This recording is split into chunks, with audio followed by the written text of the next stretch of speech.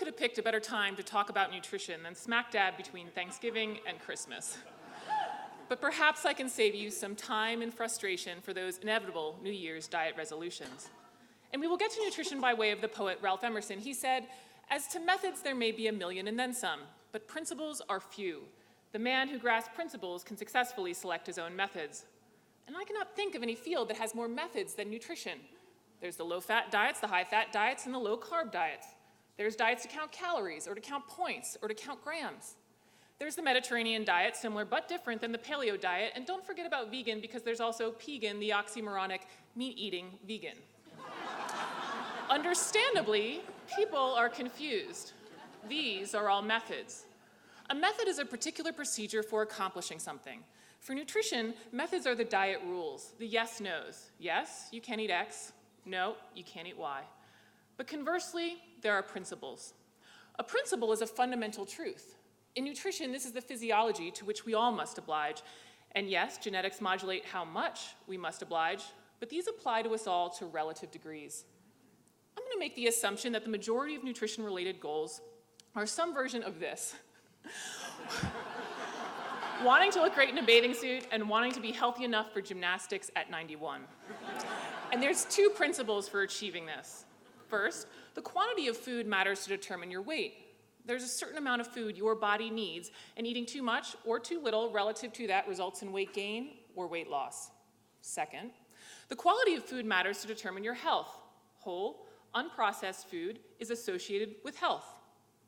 And in about 15 seconds, you've mastered the fundamental nutrition principles.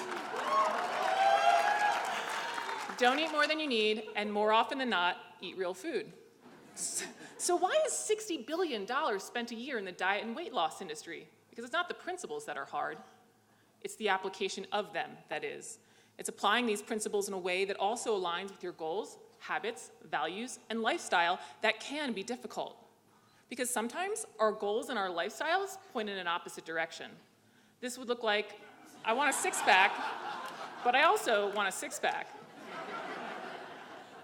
So how does this help you come January 1? Well, you could just jump on the next diet bandwagon, and maybe it will stick with your life. You know, maybe you've never really committed to the potato hack diet. That's eating only boiled potatoes.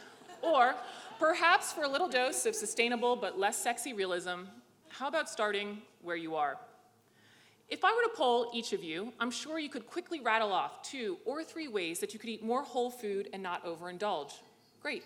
Pick just one, set a goal, make an improvement on that one, and when successful there, move on to the next. Instead of following a herd mentality that's fueled by catchy book titles, how about troubleshooting yourself to develop a sustainable plan? You know you better than the diet gurus. What's the choice that you keep making that's sabotaging your goals? And maybe the new diet becomes a 10-minute walk at 3 p.m. instead of a cafe latte, whatever. Or maybe it's committing to getting takeout only on the weekends. Or maybe it's committing to making a breakfast smoothie to mask the fact that you're eating kale, which does become palatable once pulverized in a Vitamix.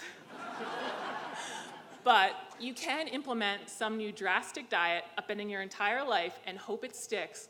Or you can take a single step in the direction of better and repeat that process for weeks. But one more dose of realism for implementation. There are diminishing returns on attaining perfection. For weight loss, the closer you get to your goals, the harder you have to work to get there. It's the 90-10 rule of software development applied to nutrition. Achieving 90% of what you want will not take anywhere near the hard work and dedication to achieve that last 10%. Optimization is a time and energy-intensive process where that last 5 pounds can become a rather exacting science. And for health, the body is not so sensitive that a 100% perfect diet is necessary, if not merely for the sanity and enjoyment and taking part in some social norms. So, if this was your house at Halloween, just stop.